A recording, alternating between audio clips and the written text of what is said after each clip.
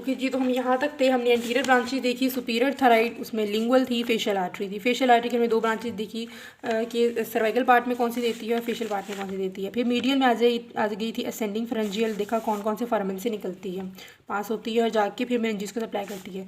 Posterior branches में हमारे पास आ जाती है ऑसिपिटल आर्टरी, जिसमें स्कैल्प को सप्लाई करना होता है मेजरली, और पोस्टीरियर ऑरिकुलर आर्टरी आ जाती है जिसने जाके इसने भी स्कैल्प को सप्लाई करना होता है, साथ में जो है सप्लाई करना होता है एक्सटर्नल अकॉस्टिक मीटर्स को।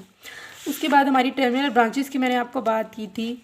टर्मिनल ब्रांचेस कौन सी थी? 2 थी। एक सुपरफिशियल टेम्पोरल आर्टरी जो कि बिल्कुल ट्रैगस से आगे निकलती है और ऊपर की तरफ जाती है, और टेम्पोरालिस मसल को उसने सप्लाई करना होता है जो कि हमारा है मसल ऑफ मैस्टिकेशन।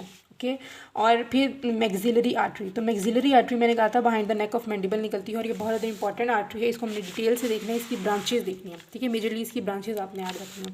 तो अब हम आ जाते हैं ब्रांचेस ऑफ मैक्सिलरी आर्टरी की तरफ। तो ब्रांचेस ऑफ मैक्सिलरी आर्टरी को हम एक निमोनिक से याद रखेंगे। सबसे पहले तो इसको जो है ना हमने 3 पार्ट्स के अंदर डिवाइड किया। हमने नहीं किया इसे मतलब कि नेचुरली हुई है किसकी बेस पर, लैटरल टीरेगॉइड मसल की बेस पर। एक पार्ट जो इसका पहले वाला पार्ट है, क्योंकि behind the neck of mandible निकले तो वो एक मैंडिबुलर पार्ट इसका आ जाता है। तो इसका फर्स्ट पार्ट कौन सा है?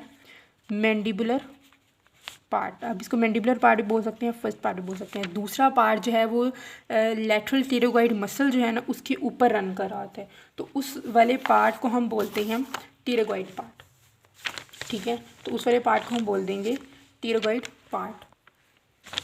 तो यहाँ पे मैं लिखने लगी हूँ टीरेगॉइड पार्ट, सेकंड पार्ट है इसका।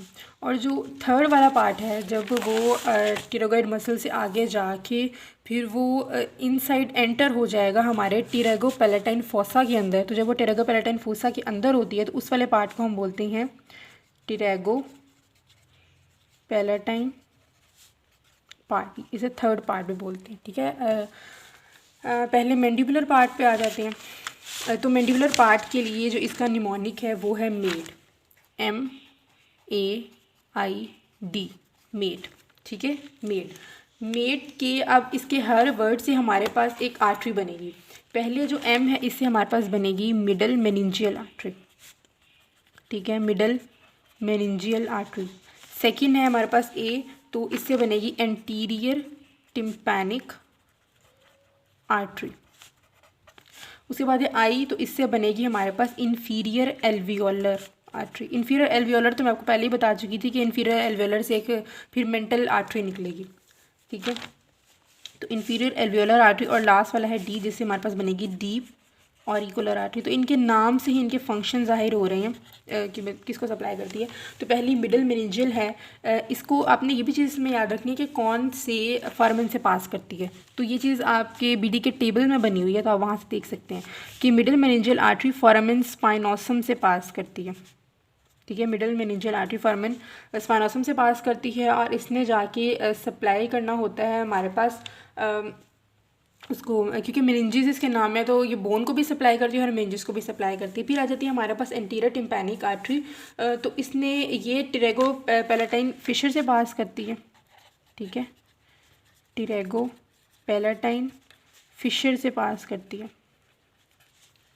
और अच्छा, आपको फिशर टीरेगो पैलेटाइन का पता होगा कि पहले हमारे पास एक टीरेगो पैलेटाइन फिशर होता है, ठीक है। टीरेगो पैलेटाइन फिशर क्या होता है? जब आप स्कल को देखेंगे ना तो आपको नजर आएगा कि मैक्सिला और ये जो टीरेगॉइड प्लेट ऑफ स्फेनॉइड बोन के दरमियान आपको एक सुराख सा नजर आएगा, उसको बोलते हैं टीरेगो पैलेटाइन फिशर।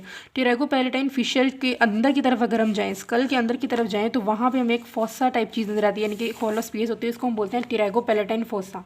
और टीरेगो पैलेटाइन फोसा जाके फिर एंड होता है स्फीनो पैलेटाइन फोरामेन के अंदर, ठीक है। तो पहले टीरेगो पैलेटाइन फिशर, फिर उसके बाद टीरेगो पैलेटाइन फोसा, और उसके बाद हमारे पास आ जाता है स्फीनो पैलेटाइन फोरामेन।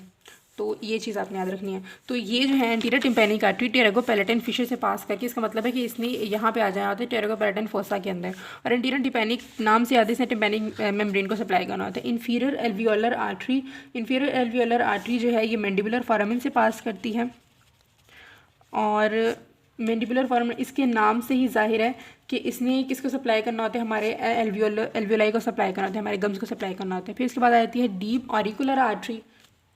इसका मतलब है कि उसने ऑरिकल से रिलेटेड किस चीज़ को सप्लाई करना था। तो डीप ऑरिकुलर आर्टरी जो है ये सप्लाई करती है हमारे skin of external acoustic matters को, ठीक है, skin of external acoustic matters को सप्लाई करती है। तो ये हमारी मैंडिबुलर पार्ट की ब्रांच होगी। MAID से हमने याद रखा, middle meningeal, anterior tympanic, inferior alveolar और डीप ऑरिकुलर मेड। उसके बाद ये एक लाइन आप इस तरह से याद रखेंगे कि मेड और टिरोगॉइड पार्ट में क्या, make dinner, made make dinner before party, ठीक है। तो इसके भी पहले वर्ड जो हैं M से बनेगा, D से बनेगा, B से बनेगा और P से बनेगा इसकी ब्रांचेस। तो M से हमारे पास मेजेट्रिक, जिसने मेजेटर मसल को सप्लाई करना है, ठीक है। और सेकंड नंबर पे आ जाएगी D से हमारे पास बनेगी डीप टेम्पोरल। तो आप ये भी याद रख सकते हैं कि ये जो है ना मेजरली हमारे जो मसल्स ऑफ मेस्टिकेशन है उनके लिए ब्रांचेस देगी मेजरली, ठीक है। तो डीप टेम्पोरल आ गई जिसने टेम्पोरालिस मसल को सप्लाई करना है। थर्ड नंबर पे हमारे पास B से आ गई बक्कल ब्रांच, जिसने बक्कल रीजन को सप्लाई करना है, बक्सीलेटर मसल को सप्लाई करना है। और फोर्थ नंबर पे हमारे पास P से आ गई टीरेगॉइड, जिसने हमारे मीडियल और लैटरल टीरेगॉइड मसल जो कि मेस्टिकेशन के मसल हैं उनको सप्लाई करना है। तो आपको इनकी सप्लाई तो नाम से ही पता चल रही है, इसने मेजिटल मसल को सप्लाई करना है, इसने टेम्पोरालिस को, इसने बक्सीनेटर को, और इसने किसको सप्लाई करना है, मीडियल और लैटरल टीरेगॉइड को। उसके बाद जो है हमारे पास टिरागोपैलेटाइन पार्ट, जिसको हम थर्ड पार्ट बोलते हैं, इसको आपने याद रखना है AP पिग्स से, PIGS, AP पिग्स, ओके। तो A से हमारे पास आ जाता है artery of pterygoid canal, टिरागॉइड canal, ठीक है। टिरागॉइड कैनाल से ही पास होकर हम टिरागॉइड फॉसा तक पहुंचते हैं। तो आर्टरी ऑफ टिरागॉइड कैनाल यहाँ पे निकलेगी और इसने सप्लाई वही करना होता है nose, larynx, pharynx, sorry nose, nasal cavity, pharynx और ऑडिटरी ट्यूब को। और इसके बाद P से हमारे पास बनता है फेरेंजियल आर्टरी, और फेरेंजियल आर्टरी ने भी नोज़ को सप्लाई करना होता है, नेज़ल कैविटी को। और फेरेंजियल आर्टरी तो इसका मतलब है उसने फेरिंग्स को सप्लाई करना है। तो मेजर जो है ना इन्होंने फेरिंग्स को सप्लाई करना था, तो आपने ये याद रखना, ठीक है। Artery of pterygoid canal, pharyngeal artery.